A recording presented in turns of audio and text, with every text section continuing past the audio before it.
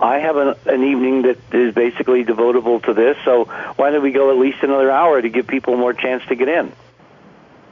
Okay. Well, we're having some issues with the audio portion of this and the taping going on because they didn't expect the thing to be going on quite so long. So, if we can get the audio people to agree, we don't get an agreement on that side, unfortunately. So if there are people, I am taping this on my live stream. Of course, I have no idea how it's going. I would need somebody else to pick up the stream. Otherwise, we're going to have to end it in about 20 minutes, as I said. Now, at the moment, we have given them over an hour longer. Let me see. We originally were going from 2 to 5, and it's now 6:12 California time. So we've already given them an hour and 10 minutes more than we originally agreed to do. So they've gotten well over the 3 hours. Regardless, I think the technical problems didn't really take all that much time. Now, everyone will be able to get a copy of this. If you've already heard it, you will have access to get it and hear it again through a password-protected stream. You can tell your friends that you can purchase this after the fact. It will be available shortly for purchase for people who weren't able to listen live and participate. So at any rate, let's move on, Richard, and have you address these questions, if you don't mind. Okay. Well, the first one related to Phobos, was that right? Yes. What is the news regarding Phobos? What's new regarding Phobos, and can you talk about Phobos a little more? And I myself am very interested in your answer in that. And then we want to move on to the Nazis running America. Well, the first thing we have to do is we have to look at the record. If you go to enterprisemission.com, there is a 2-part paper, which will at some point be expanded to 3 parts when we get more data, which basically gives us the backdrop for why it is my position and the position of our enterprise associates now that Phobos, the inner moon of Mars, is in fact an ancient, giant, bashed and battered artificial station or spaceship or construct. It is not a natural moon. And I don't have time, obviously, in the time we have here to go through the data. Go to the papers in Enterprise and read the cross-correlating information, particularly coming out of the European Space Agency and their Mars Express flybys of last summer, where they came within less than 100 miles and put out astonishing imagery, even though it was put out with plausible deniability, with noise, which we were able to filter out of the images. Also, source data from insiders, which, again, I really have a thing about insiders because this one insider promised that at the major Phobos conference in Rome this fall, he was going to basically blow the whistle and provide some really amazing new data, both to us and to the other conferees, and he chickened out at the last minute. Obviously, somebody gave him an offer he could not refuse, so that information is still out there to maybe come in at some point and maybe not. Events are moving on because the Rome conference was preparatory to a conference held in Moscow last month among scientists who are participants in the new Russian mission to Phobos, which will leave next year in 2011.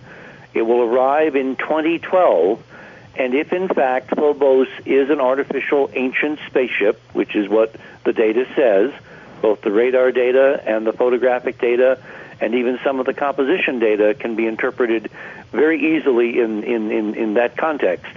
If that's all true, then the Russians are going to be in an extraordinary position in the late fall of 2012, just before the end of the Mayan calendar, just before the end of this date, to make a stunning disclosure to this planet, because they will have a robot on station with a little mini robot designed to actually go down to the surface and inside through some of the huge cavernous openings, machined geometric openings we see in the surface of Phobos on the Mars Express data. They'll have a chance to actually, like let's say Cameron exploring the Titanic ruins using Russian deep-sea submersible technology, the Russians will have an opportunity, as well as all the team members on their Phobos Grunt mission, to basically show people of this planet, of Earth, that there is an ancient spaceship orbiting Mars every 7 hours, 39 minutes. Now, David will instantly pick up on that because 7, of course, is a tetrahedral number. It's the number of symmetry spins of the inscribed tetrahedron. And 39, of course, is twice 19.5, which is why everybody today, when they got their ticket, paid $39. And why we started this at 19.5 East Coast Standard Time. My point is the Russians are in a perfect position, if they really are part of a disclosure process, in about 2 years from this December, 2 years from the December of 2010, the Russians could in fact inform the entire human race with data from on-site from their Phobos Grunt mission hovering above the surface of this mini moon, this 15-mile-long object, which is really an ancient spacecraft. If they are part of the disclosure plan and other things do not contravene them, Putin et al. Will be in the perfect position to show the world pictures and metallurgical data and other analyses which will convince any scientist that, in fact, Phobos is an ancient spaceship. The big question, of course, politically is, will they do that?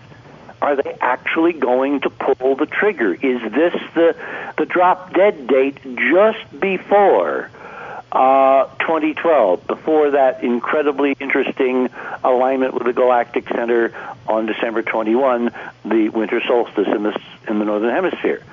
Now, simultaneously, because all of these nations delayed their missions to Mars for 2012, we have a U.S. NASA mission called Mars Explorer. Actually, it's now named Curiosity. It's a big Golf VW-size rover, nuclear-powered, which is going to land on Mars again in 2012. And depending upon where they land it and what they roll up to with the cameras and the laser samplers, and I mean, they've got something like right out of Star Wars on this rover. They have a gadget which can actually look at a distant object and fire a laser beam at it so that it vaporizes a small portion, and they do a remote analysis, and they can tell whether it's rock or metal or refined metal or molybdenum or vanadium or titanium or glass or some construct. These two nation missions simultaneously from the surface of Mars and in orbit around Mars are poised to do a huge thing on the disclosure front if the politics get in line. So what I've been doing with members of the Enterprise, think tank, is basically polling the delegates every so often, well, what do you see here? What do you hear there? Something very interesting is that we've had a long, ongoing discussion with the Russians about our work. In fact, we're pretty hot right now in Moscow with ITAR TASS, which is the official Russian news agency.